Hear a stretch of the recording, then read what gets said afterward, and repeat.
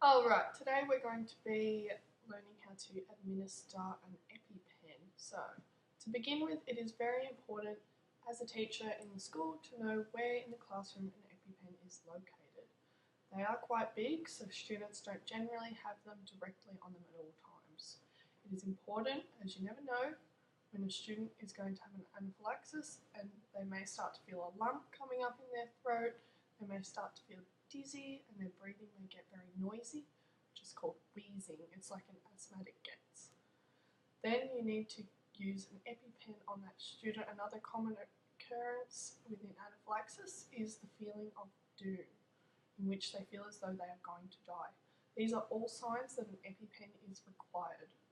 When using an EpiPen, take it in your dominant hand, blue to the sky, orange to the thigh.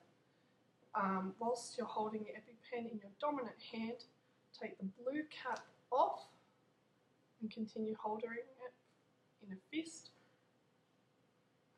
There's an article in the paper there was an article in the paper in which a child was suffering anaphylaxis and the teacher had gone to use an EpiPen and had accidentally injected herself with the EpiPen rather than the student.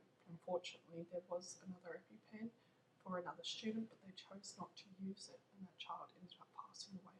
So be very careful not to have your thumb on the wrong way and pushing down on where the pin is going to come through. So turning it back around, make sure you've got it in that fist position.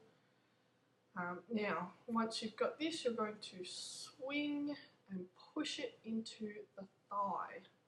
Once you have done that, you're going to push it in and hold and count 1 Mississippi, 2 Mississippi, 3 Mississippi, until you get to 10, and you'll know when to start counting after you hear that click. So once you've counted to 10 Mississippi, and we recommend that you count in Mississippis, as this will, when you're in a panic situation, you'll start to count a bit quicker, so make sure you're counting like that. So don't worry about the needle.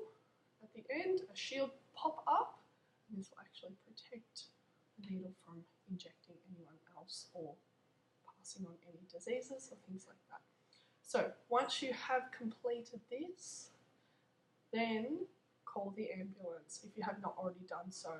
So during the EpiPen process, if there's only one adult and only one person you can call the ambulance, always make sure that you inject the EpiPen first, then call the ambulance. What I like to do, I like to have a pen on me if you have got one and write down the time that you've injected that EpiPen so that the ambulance know when they get there when his last one was, or when his or her last EpiPen was, and when to administer the next one.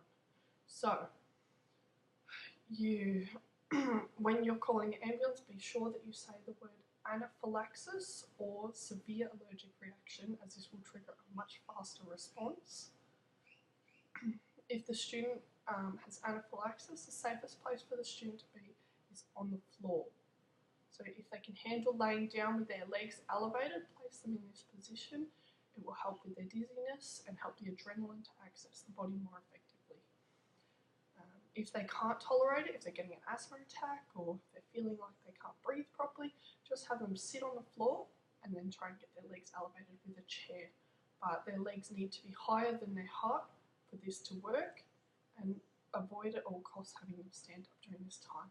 It can make them feel quite dizzy, and if the student shows signs or symptoms that they're not improving after 5 to 10 minutes and the ambulance hasn't arrived, again check that time that you've written on your hand. If it's been 5 to 10 minutes and you see them they're still declining, then if you have another EpiPen that isn't another child's, then administer the second round.